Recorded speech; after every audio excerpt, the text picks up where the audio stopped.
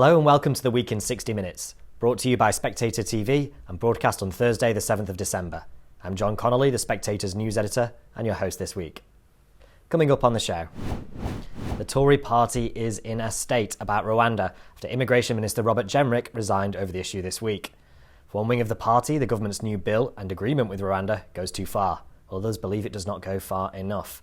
Katy Balls and Peter Walsh will join me on the show. Katy will stay with us to talk about her cover piece, Does Starmer Stack Up?, looking at what the Labour leader would do in power. She'll be joined by Sally Morgan. Owen Matthews writes in this week's magazine that Ukraine and Russia will eventually be pushed to the negotiating table. He'll discuss with Dmitri Alperovitch. The royal racist saga is still raging. The palace released a show of unity photo this week, keen to show that everything is fine. But is it? I'll speak to Angela Levin. And lastly, Sam Leith will tell us about his books of the year. Before we get going, if you enjoy Spectator TV, do subscribe to our YouTube channel. Just click the subscribe button at the bottom of this video and tap the bell icon so you never miss an episode. First up, Immigration Minister Robert Jenrick resigned last night over the government's Rwanda bill. To tell us what's going on, Katy Balls joins me now alongside Peter Walsh from Oxford University's Migration Observatory. Katy and Peter, thank you for joining us on Spectator TV. Katy, start us off. So Robert Jenrick resigned last night over the government's Rwanda bill. Can you sort of bring people up to speed about what happened and what's happened since his resignation? Yes, there are a few components. In a way, the big news of yesterday should have been the fact that the government was unveiling its official Plan B on Rwanda. So the fact that I think when you're talking to Tory MPs, there was the skimmed version, which didn't go near international law. There was the full fat version that Cyril Braven was talking about. And there was a semi-skimmed version. I think they've gone somewhere between semi-skimmed and full fat, in the sense that on the bill, there is a note at the very front of it by the Home Secretary, effectively saying that he cannot guarantee that this is in line with the ECHR. But it does not have the notwithstanding clauses that Cyril Braven was calling for, and it therefore is, in terms of disapplying things, it disapplies parts of the Human Rights Act, but it does not completely ignore these things. And therefore you quite quickly had Cyril Braven, for example, and her supporters suggesting it doesn't look like enough, but there are legal teams looking at it. But the biggest problem for Rishi Sunak was he addressed the 1922 committee of Tory MPs to say, here's my plan, it's unite or die, get behind this, take the fight to Labour. And then the Q&A was broadly supportive, a few more sceptical questions, but the one that really set the cat amongst the pigeons was from Mark Francois, who said, has Robert Jenrick resigned? Now, in recent weeks, very recent weeks, since Cyril Braven was sacked, Robert Jenrick has become almost the unlikely figurehead for the right within government. He's a close ally of Rishi Sunak, or at least he used to be, and he has been speaking out, suggesting effectively that the government should have listened to him sooner while being in post. So I don't think it's completely surprising that he has stepped down over this, but the problem for Rishi Sunak is after that question, about an hour or so later, it was eventually confirmed that Robert Jenrick has quit government, and he's put out a statement saying he ultimately has too many disagreements with Number 10's approach in immigration and migration. Now, in terms of what that means for Rishi Sunak, it's one resignation, but it's a close ally. But it's sending a signal, I think, to the right of the party that if your immigration minister can't back it, should they? That said, it's worth pointing out that Bill Cash was broadly supportive in that meeting, and also Lord Sumption has been very supportive, saying that he thinks the legislation could actually work, but it definitely threw a very big spanner in the works for the Prime Minister. Peter, what did you make of the legislation? Obviously, this has been brought in because the Supreme Court in November said the Rwanda scheme was unlawful. I mean, do you think it solves that problem?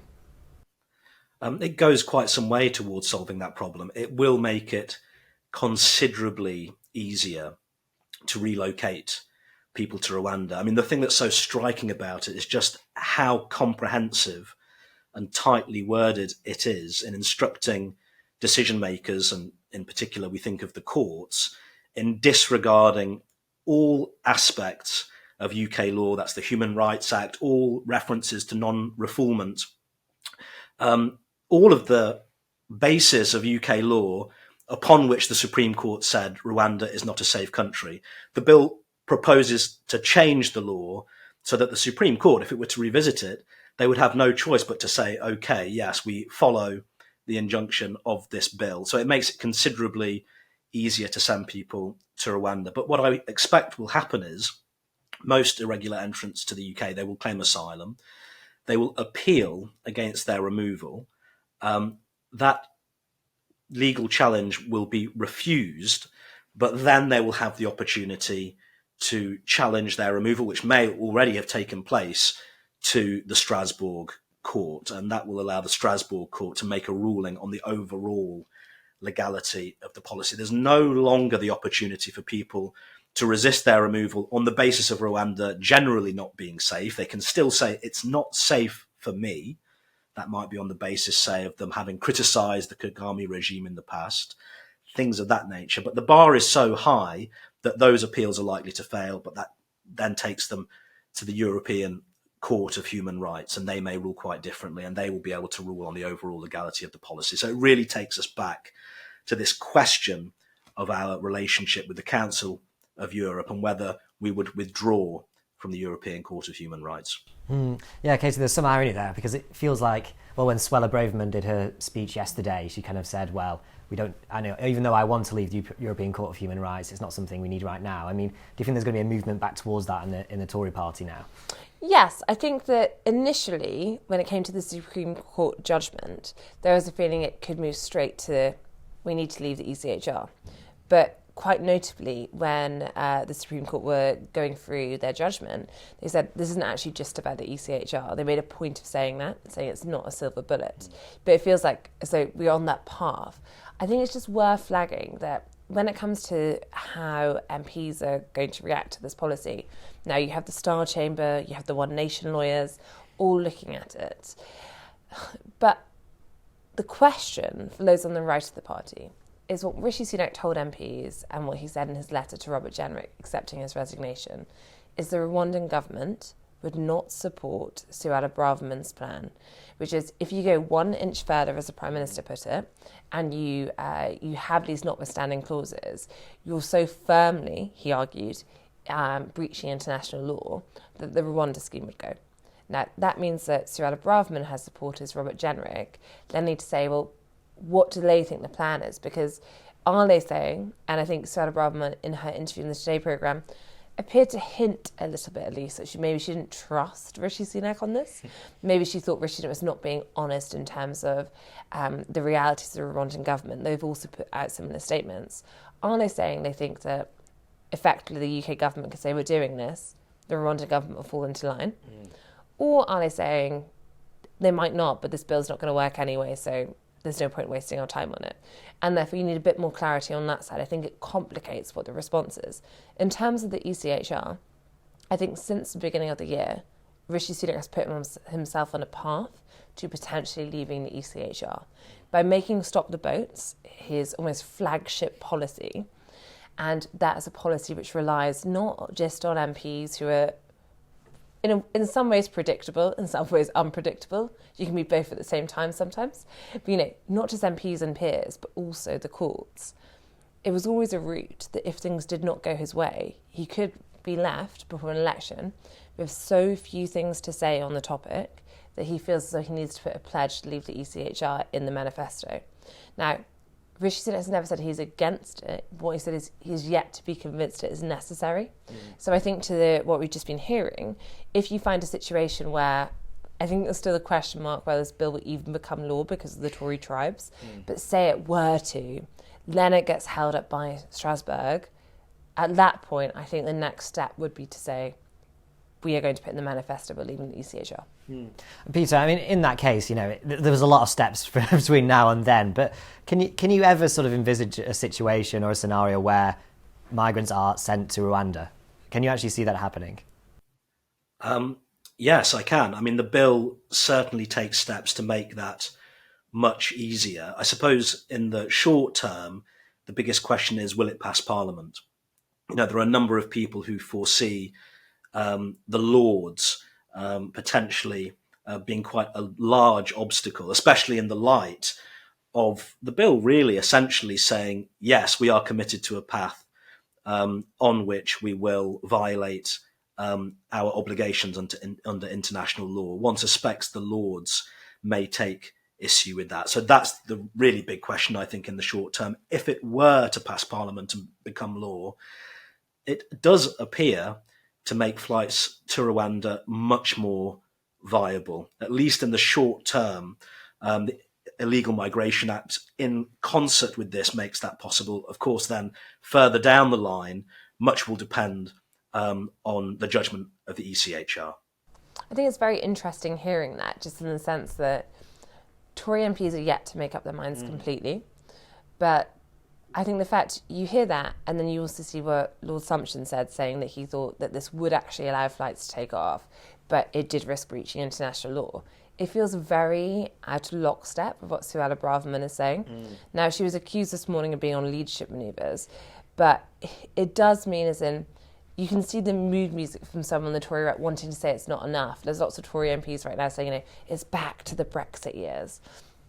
If the legislation actually suggests that it can do what it does, and you have more figures coming out to say that, I think it would start to look as though almost an anti-Sunak sentiment to oppose it if you have enough legal minds and so forth, saying this actually gives you quite a good chance, particularly when you combine it with what the Rwandan government is saying. Katie, we should say as well, so the bill is being voted on in the Commons on Tuesday, is that right? The day of the Spectator editorial Christmas lunch. Well, there we go, very good. What could go wrong?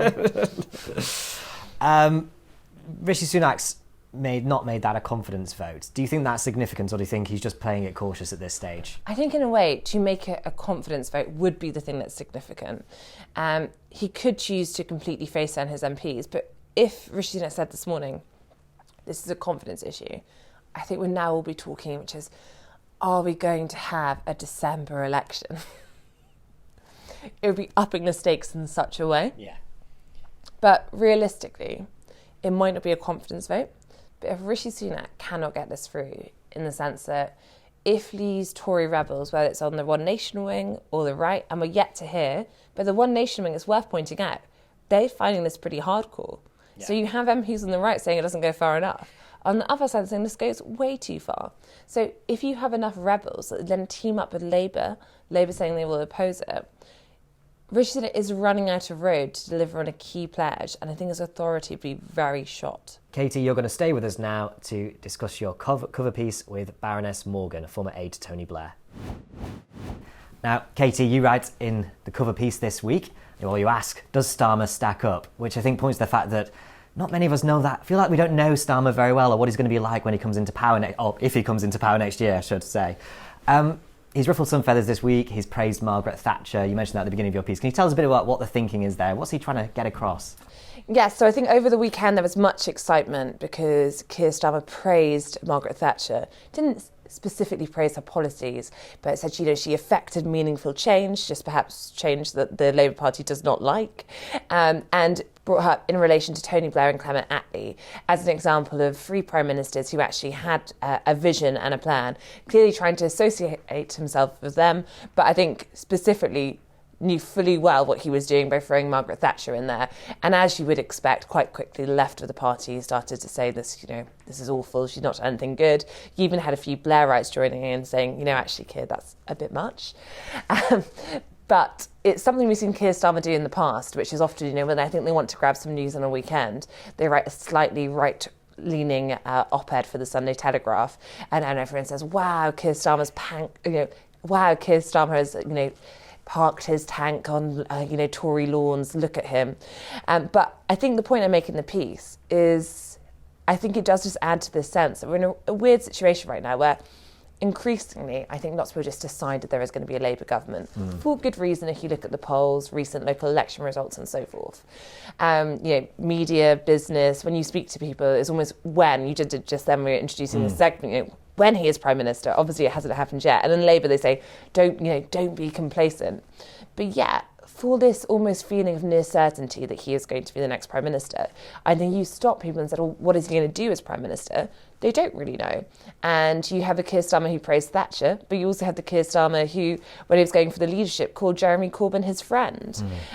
You have the Keir Starmer who talked about preserving free movement when he was running for the Labour leadership, but who recently called the net migration figures shockingly high. And all those things his team can argue, well, he'd had to do that to get to where he is. But I think there's been a few too many things like that where there is just a bit of doubt about what he would really do and whether you can take him at his word. Sally, I mean, what do you think about that strategy? Do you think after a certain point he's going to have to make clear what he actually stands for? Or am I being a bit unfair there? I mean, I think he's sort of doing what quite often happens with other leaders. I think from distant memory, I think Tony Blair said he was a socialist when he stood to be Labour leader. So these things are not unknown. And I think essentially what Keir's done is taken the party on a journey. He's effectively sorted the party out. He's now trying to turn himself properly to the country. If I were him, I wouldn't say a great deal actually before the election. I think he's got to be clear. This is the type of leader and prime minister I would be. And I think his position, difficult though it's been on Israel-Gaza, has been sort of symptomatic of that, in the sense he said, this is what you will get if I am prime minister, not I'm spending all my time looking over my shoulder to manage my party, which bluntly is what's happening at the moment in the Tories. Because in the end, the key thing that people need to think, I think, is this is going to be a proper prime minister who is going to think about the country as a whole, not be too preoccupied about his party. And I think the way he's doing it is right. Do I think he'll have to give a bit more of an indication of how that happens? Yes, I do. And so, if I were him and his team now, I would be pretty focused on saying, we can't do everything.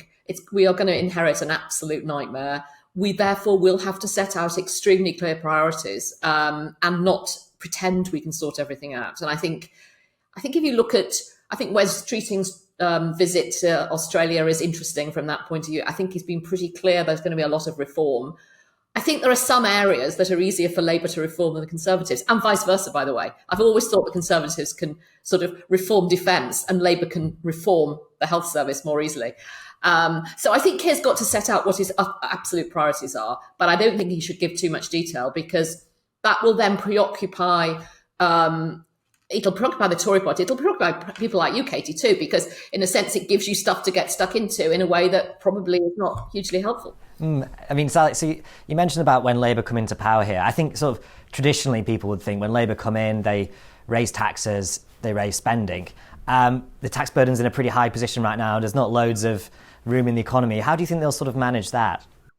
I mean, I think what they've got to do personally is, and it's what I say to people, you're going to have to be really clear how difficult it's going to be, and you're going to have to find things that mightn't be hugely popular, but are also very cheap. So, if you take housing, there'll be quite a lot of change needs to happen in regulation, planning, which actually isn't about the government spending money, but it is about taking some hard decisions and changing, so I think you've got to look for things that are switching priorities. I think quite often quite small policies decisions are really important because they paint a picture. And so I would be looking for, what can we do? What are we going to do in our first 100 days? What's our first King's speech going to be? Because that's got to have some symbolic things in it that show a direction of travel for government. But they have also got to say to people, you have got to give us 2 terms, actually. And the other thing I would do is I would seek out people across the parties who, in a sense, are pro-reform, want Britain to move forward, and I would actively seek to make sure that you're creating a bigger tent in terms of saying we want to work with you. If you're willing to work, we work with us and we'll move things forward. Because I think then if people won't cooperate in that sort of approach, they can't really complain. I mean, Katy, you're right in your piece about Labour's growth plan. It seems like everyone now seems committed that Britain needs to grow more. I mean, you mentioned there's some issues there as well with that. Can you tell us a little bit about it? Yes, I think one of the problems Labour have had, and I quote, people who work for Keir Starmer in the piece, effectively saying, they feel as though they don't actually have much of an incentive for putting forward that many policies, because when they do, either the Tories nick their policy, or they say it's rubbish for months on end. So therefore, wouldn't you just hold it to nearer the election? And you currently have, this bulletproof squad led by Jonathan Ashworth that's going for every policy to try and make sure if it's going in the manifesto, the Tories can't tear it apart. But you look at their growth plan, and as you say, I think it's pretty uncontroversial to say you want growth. Keir Starmer can sound a bit like Liz Truss when he says he's going for growth. But it seems to form largely of two parts. So one is planning reform, and particularly there's infrastructure planning reform. There's obviously also planning reform in terms of more homes, but quite a lot of that is social housing. You can still add to growth in some ways. Then you also have the working deal, so new working deal for people, which it's seen as a pro-growth measure, but of course that pro-growth measure does also mean more complications for employers. One of the measures in it, which I think is quite interesting and probably would fill my boss with horror, is this right to disconnect, whereby you look at what the France did in 2017, and this idea that there'd obviously be some caveats, but bosses couldn't bother staff on weekends if they're technically out of hours with messages. That could be banned now. That will need to go to consultation parts of this with business, so I don't think it will necessarily be where it is, but I think that is something where, yes, Labour's doing this amazing business charm offensive and Rachel Reeves is having lots of smoked salmon and scrambled eggs, but there are concerns about what is going to happen with those parts of it. But then I think the really controversial thing is the green spending. So that's the 28 billion. Now, Rachel Reeves has already delayed what is a large part of the Labour industrial strategy of green borrowing, green subsidies, saying that they wouldn't be able to do it in their first year. They plan to by mid that parliament when it comes to reaching the 28 billion figure. Now you have Keir Starmer when he talks about we're not going to spend, turn the spending taps on. People say, well, are you definitely going to do your green growth plan? Because things have changed since you announced it, interest rates, borrowing costs much higher. And this is if it meets our fiscal rules. Now, if you look at what's expected with growth and debt, it looks as though that'd be maybe 2028 that they could bring that in. But it depends on a few things going right, and also them not spending money elsewhere, of course, when you work it all together. So you have almost a large part of the growth strategy that you can't have until you have growth. So it's a little bit chicken and egg, I think, in that sense. And there is some scepticism whether it will happen. So there are parts to it. I think the planning reform is something where the Tories have clearly failed, but Keir Starmer would need a sizable majority because planning is not something which, perhaps the Tories are a little bit more NIMBY in terms of some of their seats. But, it's not just one party where MPs will be worried about issues with their constituents. Sally, moving on to a slightly different issue. I mean, it's been a long time now since Labour have actually been in power. I mean, do you think they've got the institutional memory there? Do you think, as someone who's worked in government, do you think they're going to find it difficult when if they first walk through Downing Street? I think actually, strangely enough, there are probably more people around, not who are going to be in government, but more people still around the system in the broader family, for want of a better word, than there were in 97. There was nobody really. I think they're putting some serious thinking into how do we actually behave as a government and how do we run things properly.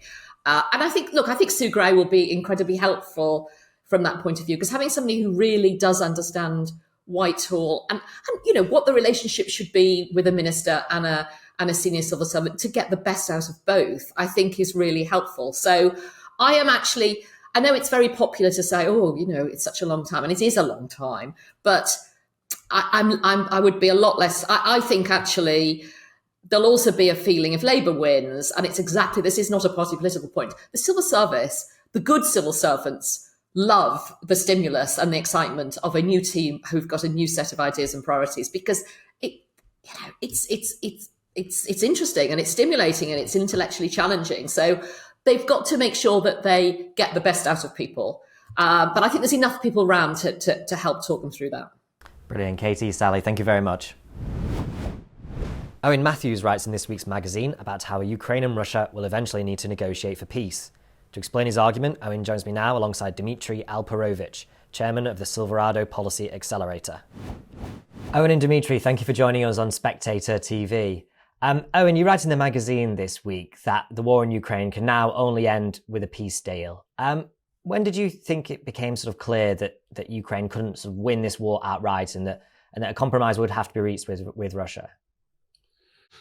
This was clear immediately from the beginning that Ukraine was more or less, it's the full defeat of Russia and the removal of the Putin regime would be a nice goal, but actually, it's the biggest nuclear armed power in the world. If we're talking about defeating Russia in the sense of actually, defeating it comprehensively as Germany and Japan were defeated in 1945. That was never really going to happen. The thing that's been unclear up to this point is how far the Ukrainians would be able to get in terms of their counteroffensive, in terms of pushing Putin's troops out of the territory they occupied since February of last year. And that's, I think, what's changed over the last month, particularly with the Ukrainian Chief of General Staff, Valery Zaluzhny, announcing in The Economist last month that there was not going to be a magical breakthrough.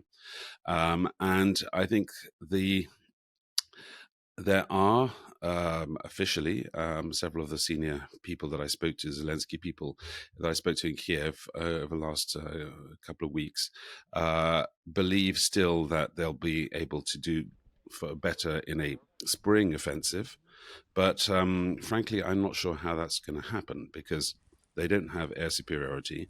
Even if they do get F-16s, they're not really going to achieve the kind of overwhelming air superiority that they need for a massive breakthrough. And they're basically going to be in the same situation as they are now, which is fighting through a very deep and comprehensively defended barrier of trenches and minefields and so on. So the idea that Ukraine is actually going to, realistically throw Putin out of its territory entirely is now, I think, pretty much off the cards. Dmitri, do you think now is a good time to cut a deal?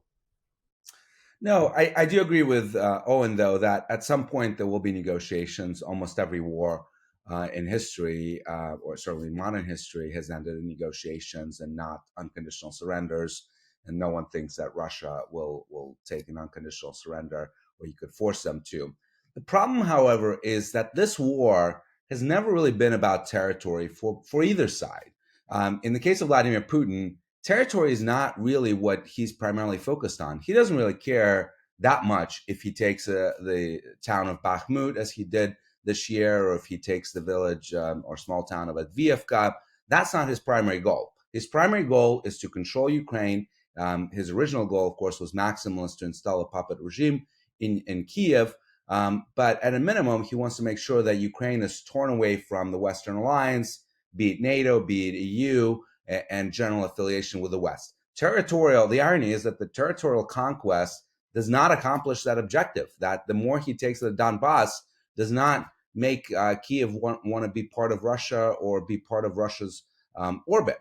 And on the Ukrainian side, even though they obviously want to get back their territory and even more importantly, get back their people, that is also not the primary objective. The primary objective, when I talk to people in Kiev, is to make sure that this country is secure and safe for generations, that Russia will not do again to it what it has done since 2014, which is invade, terrorize its people, occupy its lands.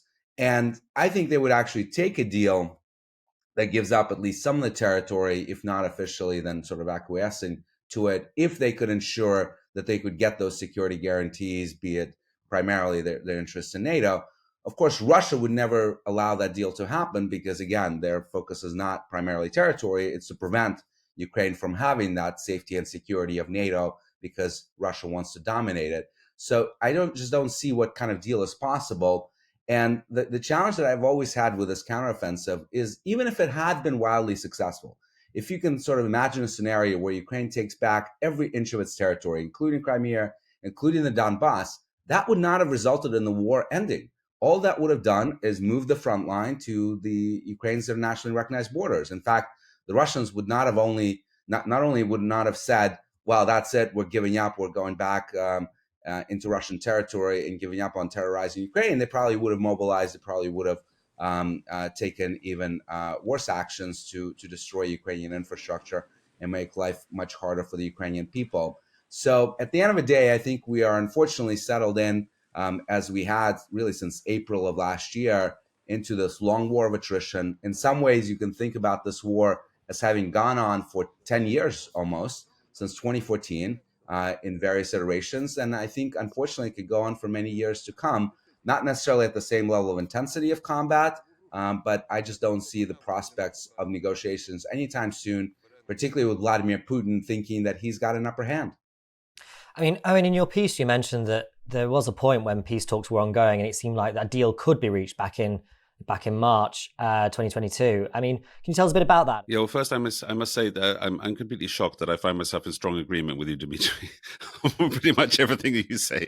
Yes. Well, with the talks, in a nutshell, there's a kind of dangerous and easy narrative that is current in some Western political circles, not really in Ukraine, but definitely that's part of the Western, particularly Ukraine skeptic narrative in the West, that we made rash promises, particularly Boris Johnson when he arrived in Kiev on 9th of April 2022, of basically unlimited support for Ukraine. And that was the proximate cause for those series of negotiations that happened in Minsk, then Antalya, then Istanbul, to collapse.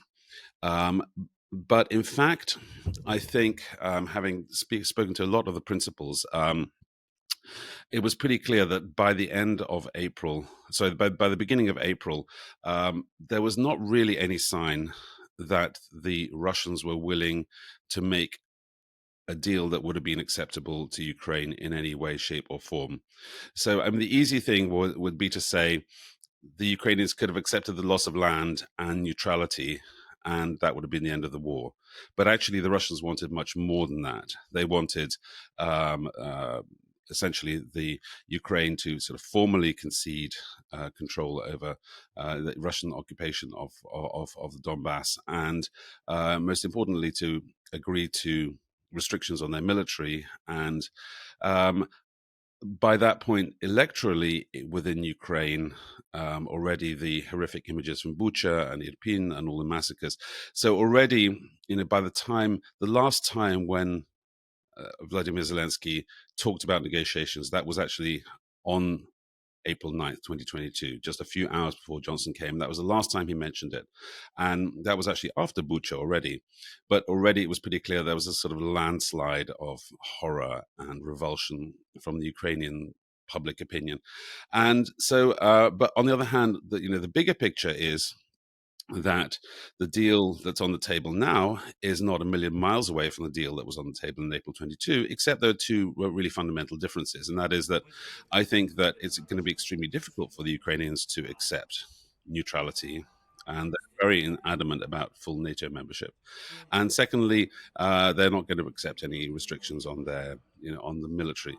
As for the status of Donbass and Crimea, as Dmitri rightly said, I think actually that's not really the crucial part. It's really about Ukraine's alignment, and that begs a really crucial question to which I don't really have an answer, and that is Ukraine joining NATO going to make Ukraine more secure or less secure?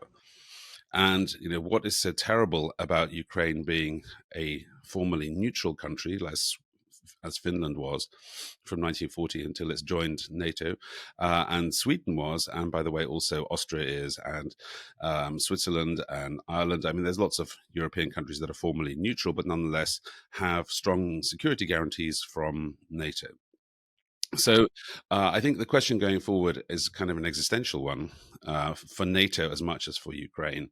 Does the Ukrainian logic that only full membership of NATO guarantee their security, does that theory hold water?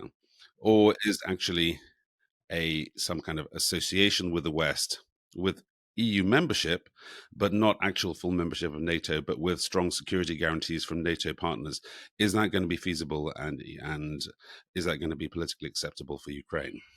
That's a really interesting question. I mean, Dmitri, what do you think? I mean, the plenty of people could say to Ukraine, you're never going to be a member of NATO, not while you have disputed borders with Russia.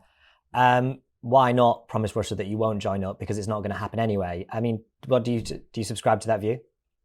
Well, again, the key thing for Ukraine is how do they get safety and security and assurances that Russia will not invade again. I think they would take something less than NATO membership if they could get those security guarantees from NATO. But the challenge, of course, is that the reason that they are not able to join NATO is precisely because no one is willing to extend them those security guarantees, primarily Article 5. Yes, there are issues with Ukrainian modernization and being able to integrate with NATO, but the primary reason why there are objections to them joining today from both Washington and the other side of the Atlantic in Europe is because of the belief that I think is correct of the dangers of extending Article 5, sort of all for one and one for all security guarantees to Ukraine that could potentially bring NATO into conflict with Russia. So even if you do not let Ukraine join NATO, but extend some similar sort of protection, real security guarantees, not what was offered to them in 1994, which of course was not security guarantees at all, but basically a promise that their territorial integrity would not be violated, which Russia of course did, and an obligation by others to simply bring this up in the Security Council if such a violation occurs.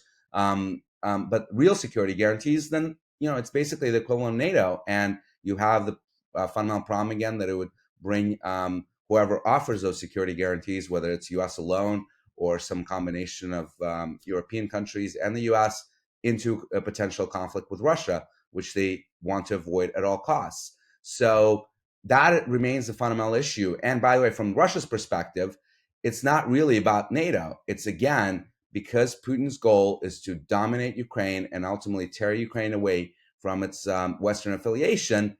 He doesn't want to see any security guarantees, be it NATO or otherwise, that would allow Ukraine to be free from fear of conquest by Russia and control by Russia. So you have these diametrically opposed maximalist objectives on both sides. Ukraine's obviously very reasonable in wanting to protect its country from further invasions, and the Russians wanted to have the option to execute further invasions.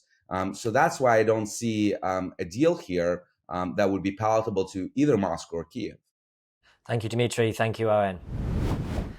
The royal racist saga continues. Piers Morgan named the so-called royal racist on his Talk TV show last week, and the palace is said to be mulling their response. To give us her take, I'm joined by Angela Levin. Angela, thank you for joining us on Spectator TV. Pleasure. Yesterday, William and Kate and the King and Queen were pictured next to each other. It seemed to be very much a sort of show of unity.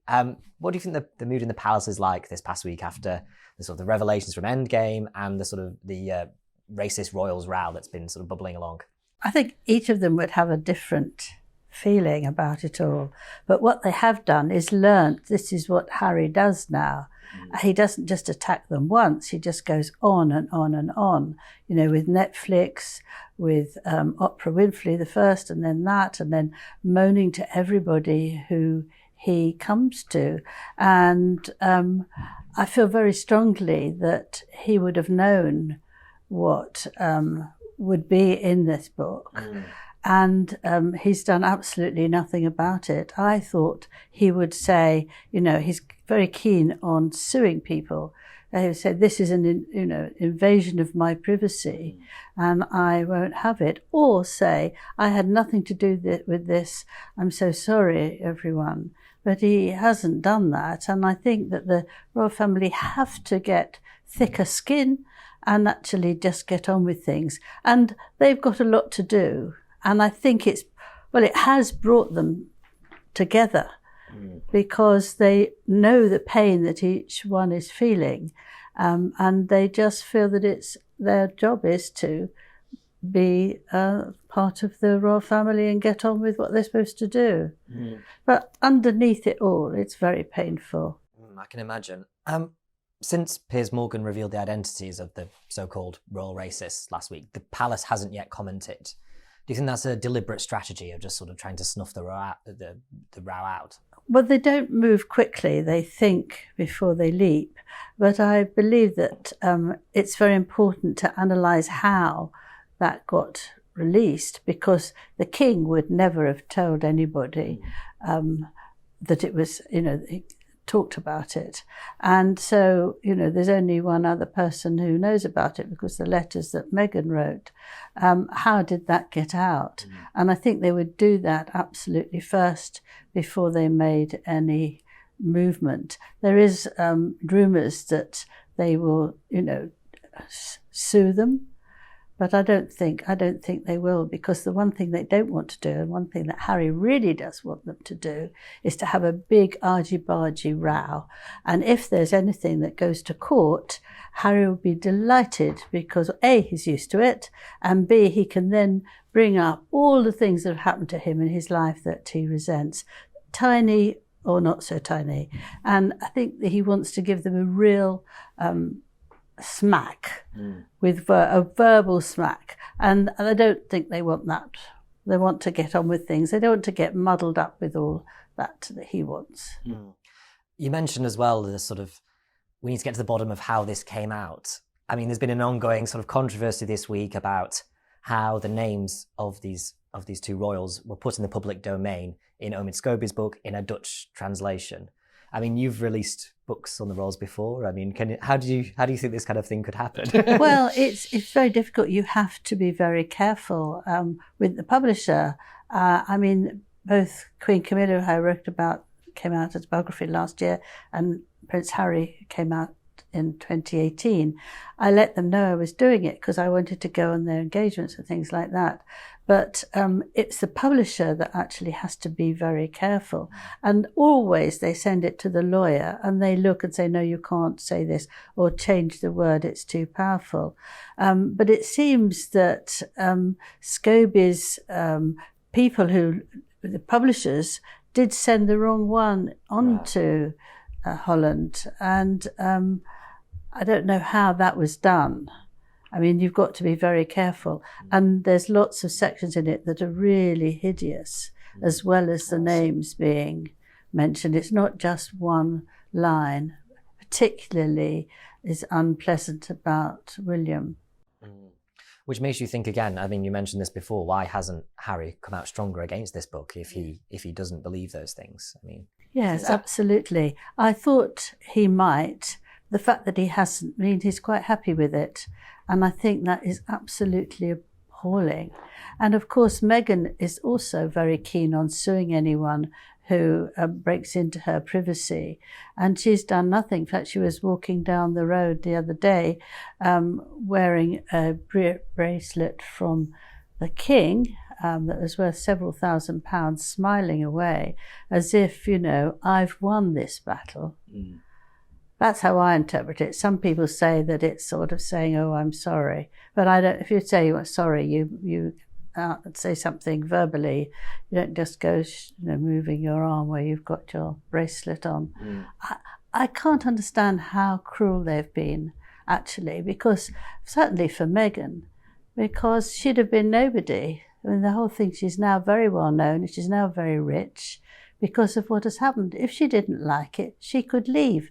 You don't have to try and break the whole monarchy down.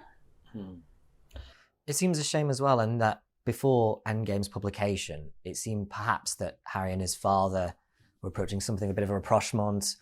Harry called his father on his 75th birthday. There've been talks about Christmas, them seeing each other. I presume you think that none of that's on the cards now. Well, I didn't believe it in the first place.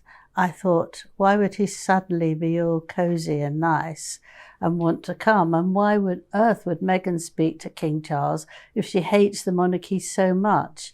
I think it was either a ploy set up so they can be nice and then whack them a week or so later. There are people who do that, bring someone flowers and then smash them up. And vindictive in the extreme. I can't see why they did that. They must have known when the book was coming out. So I thought it was a very cruel move. We should mention as well, Harry's been in the papers for another reason this week, which is that he's got an ongoing case against the Home Office about his police protection. Can you tell us a bit about that and what's going on there? Yes, well, Harry feels that he should have grade 1 protection. That means that it would be policemen, and that means they have guns and they also know all the sort of intelligence that's going around in that. But it's very expensive and it comes out of our tax. He has that whenever he goes to something that's royal. If he comes over for a royal event, that's he's protected in that way. if he's not doing anything that involves the royals, he doesn't get that level of protection because he's now no longer a working royal. He offered to pay for the police, but they don't want to do that because any head of state, any head of companies will feel they deserved it too. So we wouldn't get the police on the street because they'll be looking after other people. But they've got very good levels of other protection officers who can do that for them without having the gun and without knowing absolutely the up-to-date. But they're very experienced and they're very good. Harry doesn't think that's good enough for him. So this is why he's taking them back again.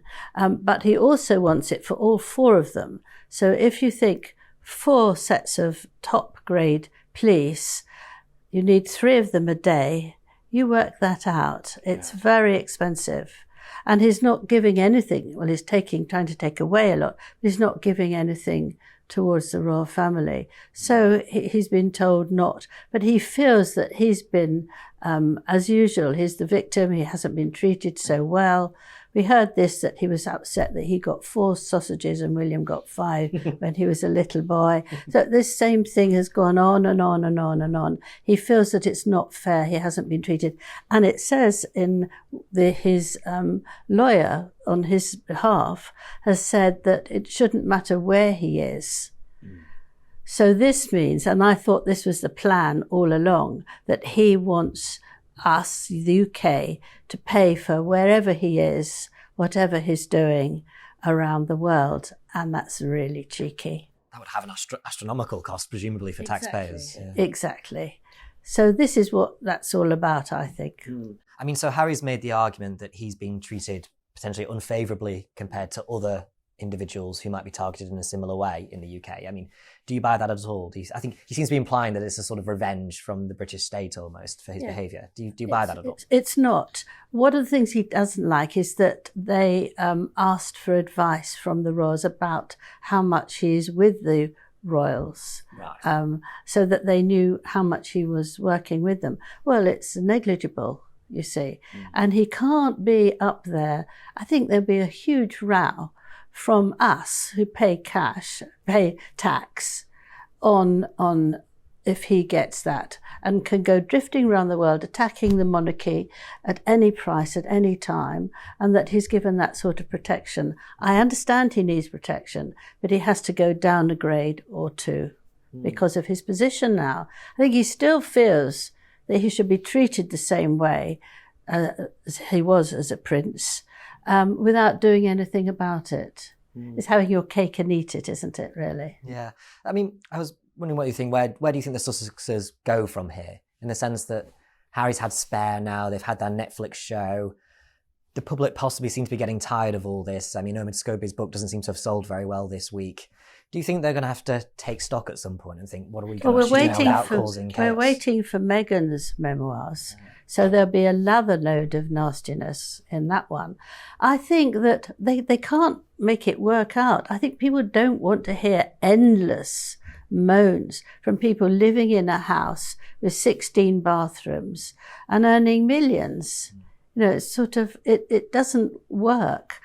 And what's happened is nothing has happened. There's lots of things that they say they're going to do, but they don't work out. Meghan was going to be starring in a film, but she's demanded a top-grade editor. No one wants to be there, you know. They're difficult to work with. And so when she was at some award, and that people said to her, "What do you want to do now?" And she said, "Oh, I want to do something that's really exciting. I want to make people feel." Now, I don't know what that means, okay? And that means to me, well, actually, there's not much going on. And a lot of people are avoiding them now. And instead of actually being positive and maybe having a sort of annoying period and then coming back in and getting together and being positive. But they're not. They're moaning all the time. And do you think they were banking as well a bit on the Americans sort of appreciating their celebrity and their connections with the royals, and now perhaps the Americans are kind of tiring of them as well? Well, the Americans have got very tired of them. They don't like moaners either. And also they don't trust them because they can tell that whatever they do and say, they sell it off. Not everything, but a lot of the things they pass on and make some money out of it. And a lot of the A-listers now don't want anything to do with them anymore. And also, of course, the Duke of Westminster has not invited them to his wedding in the summer. And that's a very interesting thing. And he was Archie's godfather, is Archie's godfather. He's William's godfather for little George, and the king is his godfather. Right. And so he's very high up, and I think he didn't want a mess or upset the royal family. That's it. If people are going to choose between Harry and Meghan and William and Catherine and the King and Queen, it's quite obvious where they're going to go. Brilliant. Thank you very much, Angela. And finally, Sam Leith, the Spectator's literary editor, joins the show to give us his books of the year. Sam, thank you for joining us on Spectator TV. We're getting close to the end of the year now, and you're going to talk to us about your favourite books of 2023. So to start us off, what actually were they? Well, there've been a few, but I should start with a disclaimer, because I think some people, I'm often surprised by the number of people who think that a literary editor's job is to read all the new books that come out each year. And actually my job is to subcontract that. So the new books I've read are often quite a kind of random selection rather than a kind of absolute panoptic overview of what's come out this year. But recently, as I think I said in our Books of the Year feature in The Spectator, I was knocked out by Nicholas Shakespeare's book on Ian Fleming, which is just a stupendous work of research. I mean, everybody has ever written a now forgotten novel that has a minor character in it who's faintly based on some incident involving Fleming. He's read and tracked it down, and he basically discovers that Ian Fleming was kind of more important than the man who wrote James Bond. And that, yeah. Well, and it's just sort of really, it's an amazing scoop-filled book about the secret intelligence work that went on in the Second World War, at the centre of which it turns out Fleming was. Yeah, because I'd never really realised this before. I mean, I'm not a massive Fleming or Bond fan, but he was involved in sort of quite mad intelligence capers himself, wasn't he, Fleming? Is that right? Well, he was. I mean, he wasn't doing as much James Bond agent in the field stuff as you might have thought. There was a little bit of that. I mean, he was sent off to kind of retrieve the Belgian gold reserves and smuggle them to safety from the Nazis at one point. But he was, basically the reason he didn't do much in the field is because he knew too much and it would be too dangerous to get him captured. He was really, unlike other sort of spy and intelligence adjacent writers like Le Carré or Graham Greene, who kind of gave out that they were kind of quite important in the Secret Service and really weren't. Fleming was the real deal. I mean, he's sort of chaired very early incarnations of the Joint Intelligence Committee.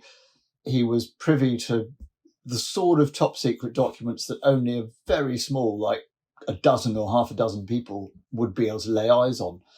And he trained up this commando group who went raiding Europe after D-Day, basically trying to find cutting-edge German technological secrets. So he was really the real deal, and that's a kind of extraordinary thing. And Nicholas has, negotiated all the silences in the record, because a lot of this stuff still hasn't been declassified, and found, even found some old boy who'd actually been a member of that commando unit and had met Fleming. So he did all sorts of extraordinary stuff. It's an absolutely gripping book, and Nicholas Shakespeare being a really, really good writer, it's beautifully written as well as profoundly researched.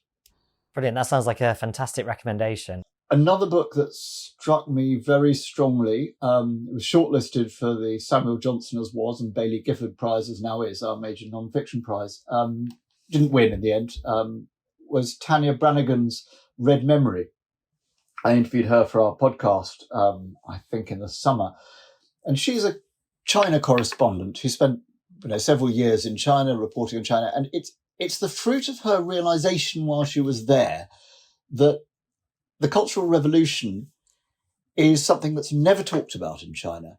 but that is just millimeters below the surface, that it completely informs the way China is, but it's a kind of repressed memory. And it's about, it's not only about what happened in the Cultural Revolution, but really about the way in which it has been forgotten or suppressed or romanticized in some cases, or, co-opted in others. And it's really about China's negotiation with its own past, and also about the fact that there's a country that, she says of China more or less what the great Masha Gessen has said of Russia, that it's essentially a country suffering collective PTSD.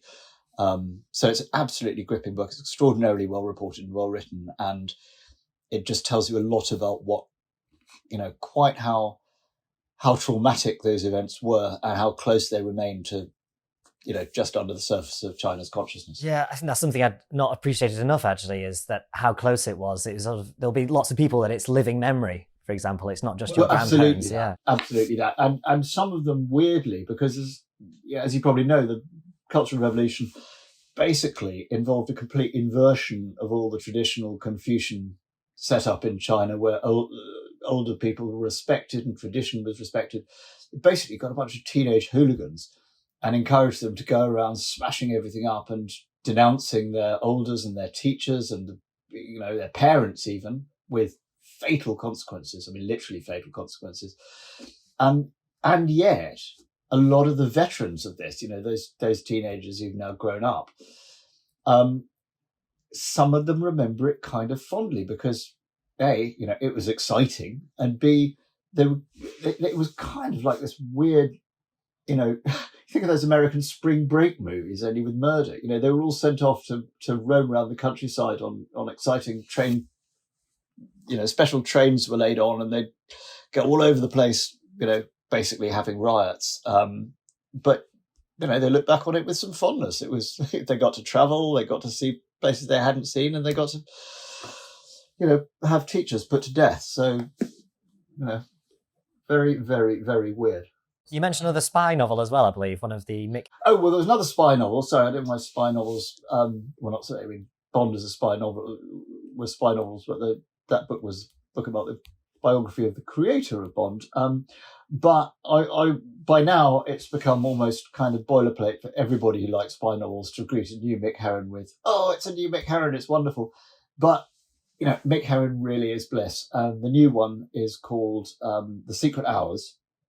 You probably know Mick Herron's stuff. He's written a series which is now on Apple TV with Gary Oldman. He's gone from being a sort of niche taste that those in the know appreciate to like super famous Heir to Le Carré sort of stuff. But he writes comic spy novels about basically crap spies who've been kind of cashiered into the sort of dunces department of MI5. But they always end up doing some actual spying, and it's always very exciting and perilous. And they're sort of funny, really funny, but also, do the proper work of thrillers. Anyway, the new one, The Secret Hours, is a sort of prequel, because the Slough House series, which he does, is sort of contemporary, and this is one set in the bowels of the Cold War, and involving Jackson Lamb, his kind of fantastically charismatic and unpleasant spy master, as a young man. So it's in Berlin, and it's all the satisfactions of slow horses, but transposed to the 60s. I think it's early 60s or late 50s. Do you, Sam? Do you think the Le Carré comparisons are fair? And if any viewers are big fans of Le Carré, do you think they would enjoy Herron's works? I think so. Le Carré's kind of a sober sides. Herron is a comic novelist, as much as he's a spy writer. And it certainly kind of takes some cues from Le Carré, not least because Slough House, his sort of home for spies who are in disgrace, is essentially, it's a kind of funhouse mirror version of Le Carré's Circus. But the satisfactions of Le Carré in terms of plotting and action and intrigue are all there. The writing is beautiful, and it's got jokes.